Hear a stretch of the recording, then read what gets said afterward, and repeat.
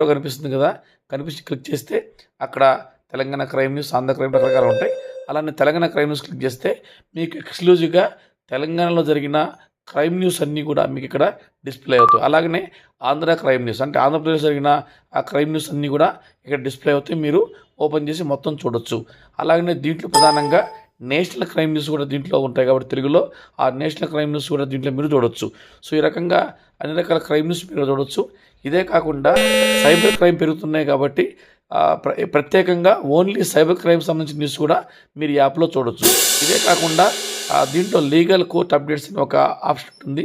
ఇది కనుక మీరు క్లిక్ చేస్తే దీంట్లో ఆంధ్ర తెలంగాణలో జరిగిన కోర్టు సంబంధించిన సుప్రీంకోర్టు కావచ్చు, తర్వాత హైకోర్టు కావచ్చు, దీనికి సంబంధించిన పూర్తి స్థాయి వివరాలన్నీ కూడా దీంట్లో ఉంటాయి. మీరు ఈ న్యూస్ దాంట్లో మీరు చూడొచ్చు. ఇది కాకుండా ప్రధానంగా మీరు మాకు సమాచారం ఇవ్వాలంటే